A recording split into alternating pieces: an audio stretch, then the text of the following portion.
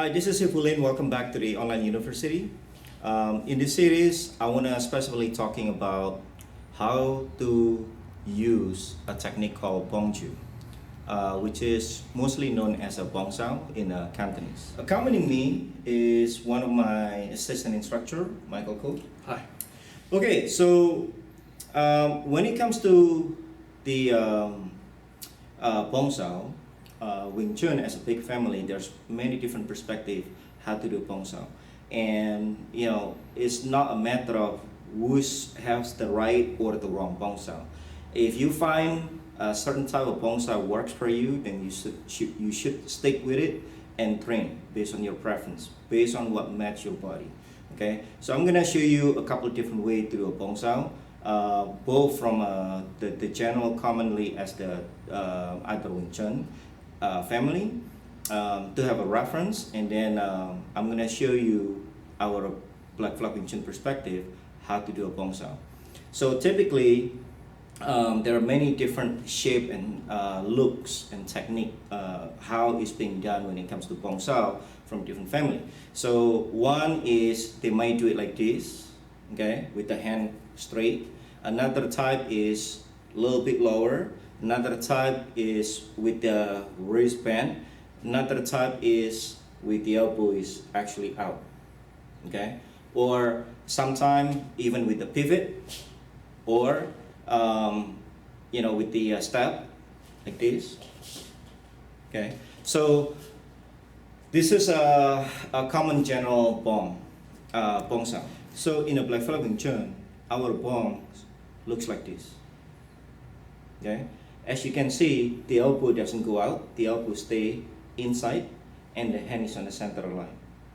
Okay, so actually the proper understanding is the elbow is located between the inside gate and the outside gate. This is what we know as the yin line. Okay, and then the hands is actually located on your upper dantian, which what we use as a high reference point. Okay, this is what our Bong Sao look like. Now, some of you probably wonder why we do the Bong Sao like this. For us, what makes Wing Chun to be Wing Chun is because of the idea of maximum efficiency. By definition, maximum efficiency means whatever you're doing can no longer be simplified into less step. So meaning, when you deal with an attack and it takes you 2, 3, 4 steps and it can be simplified into less steps, therefore it's not maximum efficiency. So here's the application. Let me show you some of the differences. So for example, a typical common under Bong Sao, they start with punch, tan, and then they use a deflection, okay, and then they do a lap sao hand into this. If I do it in a fast motion, it will be like this. Okay, again. Okay, so this is typically what other Bong Sao commonly is being used. Of course, there's a lot of different variation. So, for example, some of them do it with pivot and then into lap. Some of them do it with a step into something. Some of them even do it with the stepping forward. Okay, to jam the space. So using this ball. So let's go ahead and count how many steps and how many hands involved. So when I do the hand, to do the bong into a lap, that means I have to use 2 hands to deal with this 1 hand.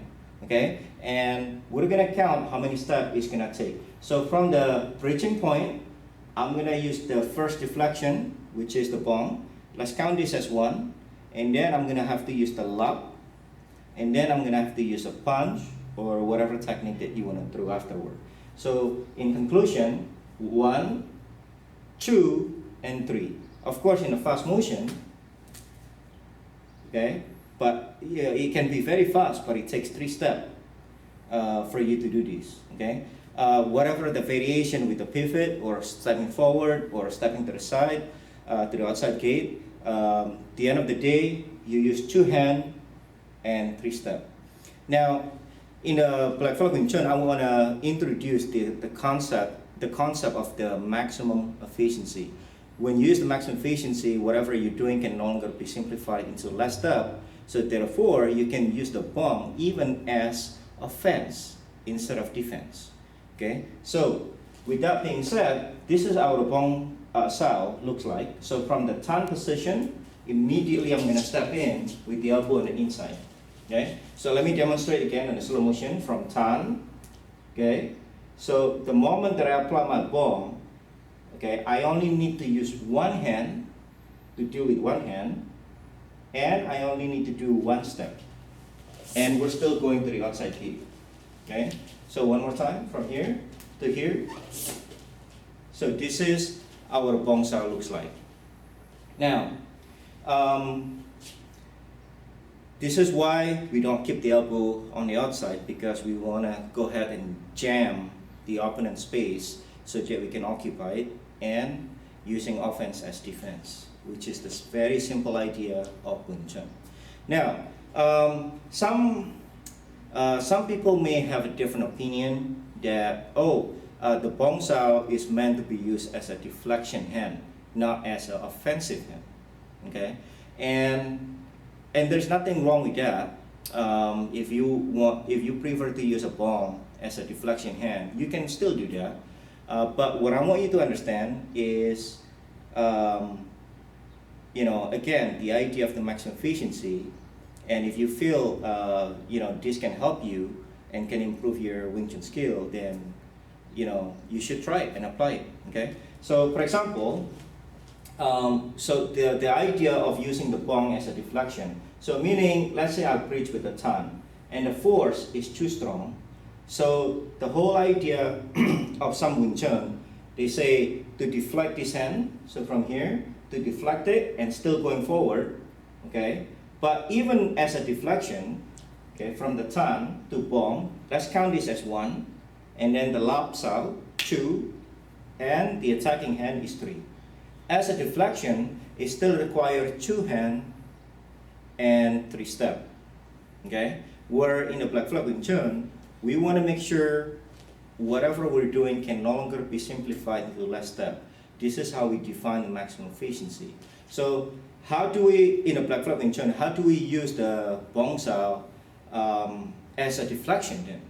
It is still possible. So let's just say from the punch, I bridge into a bong.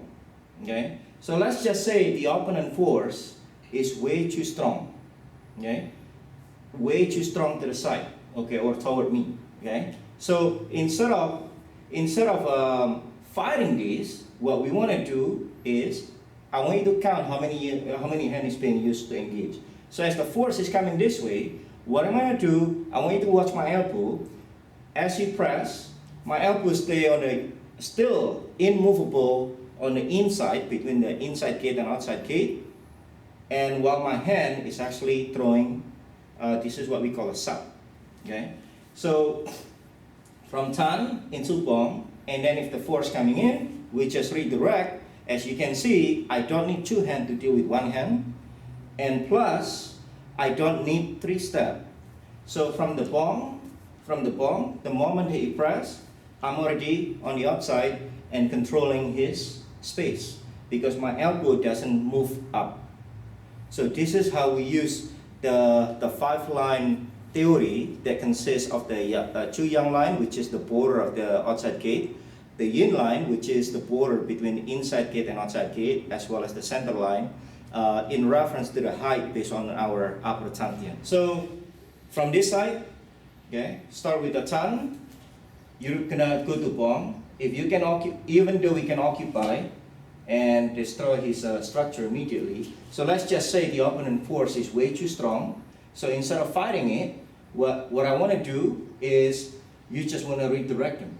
As you can see, I use only 1 hand, and my elbow stay in my yin line, which is the border between the inside gate and the outside gate. Okay, so let me show you again from the tan to bong. The moment that he pressed to the side or with excessive force, then I just redirect him with 1 hand, and I never lose contact. My elbow stay on the yin line. So one more time, from tan to bong, the moment that he press, I just redirect. Okay, so with that being said, that's enough for today's lesson. And again, this doesn't mean our Bong Sao is more correct than other Bong Sao from different lineage. It's just a different perspective. This is how we do the Bong Sao based on our understanding of the maximum efficiency.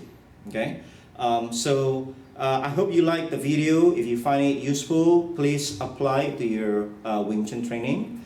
And thank you very much to watch this video. Don't forget, please to click like and share this video and put your positive comments in and feedback. So thank you again, and I look forward to see you in the next video.